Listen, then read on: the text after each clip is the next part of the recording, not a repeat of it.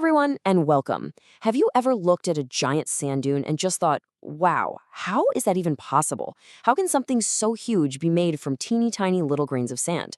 Well, today we're diving into how these incredible natural sculptures get built. They're literally giants made of grain, sculpted by the wind. Let's get into it. So that's the big question, right?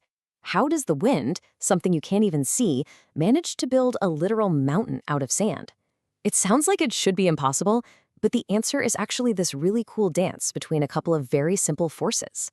All right, first things first, before we can build a sand dune, we gotta know what we're talking about. So what exactly is one? Let's start with the basics. At its heart, a sand dune is just a hill made of sand. Pretty simple. But the key phrase here, the secret sauce, is deposition of sand by wind. That word, deposition, just means the act of dropping the sand. And that's where all the magic happens. Now, when you think of dunes, you're probably picturing a huge desert, right? And you're not wrong, but they pop up all over the place, along beaches, on coastlines, even near big lakes and rivers. Basically, if you've got sand and you've got wind, you've got the potential for a dune. So let's think about this like a recipe. The ingredients list is super short. All you need is sand and wind. That's it. But like any good recipe, it's all about the method. It's what the wind does with the sand that creates the masterpiece. And there are really only two key actions in this whole process. First, you've got wind erosion. Think of the wind like a big scoop, just picking up loose sand and carrying it along. Then you have wind deposition.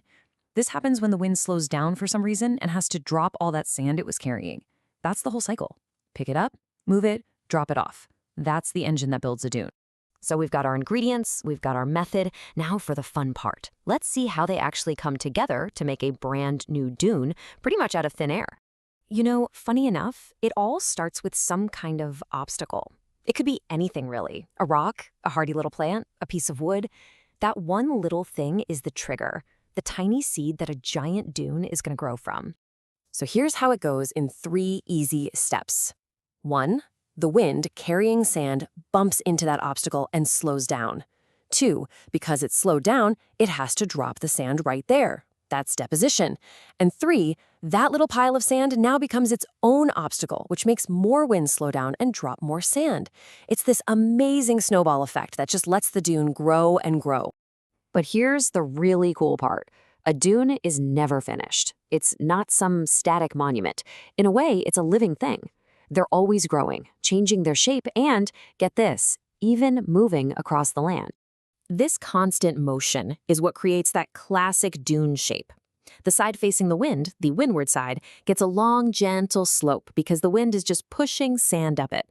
But the other side, the sheltered leeward side, that's where the action is. Sand piles up at the top until it gets too steep, and then, whoosh, it avalanches down.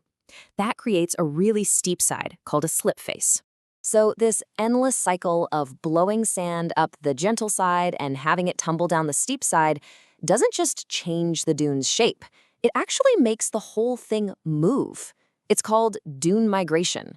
The entire hill of sand is basically doing a slow-motion somersault over itself, one grain at a time. So how far can one of these giants actually travel? It sounds slow, but in places with strong, steady winds, a big dune can march several feet in a single year. Just picture that, an entire mountain of sand on the move, sometimes even swallowing up roads or buildings that get in its way. Now, you've probably seen pictures of different deserts and noticed that not all dunes have that same classic shape. So, do they all look alike? The short answer is a definite no. Let's look at a few different types. First up, you have Barchan dunes. These are those beautiful crescent-shaped ones. The key here is that the horns of the crescent always point in the direction that the wind is blowing. You usually see these where the wind is pretty consistent, but there isn't a ton of sand. Then, you've got transverse dunes. The best way to picture these is like giant sandy waves frozen in time. When there's a whole lot of sand available, they form these long, wavy ridges that are at a right angle to the direction of the wind. And finally, my personal favorite, star dunes. I mean, these are just geological works of art.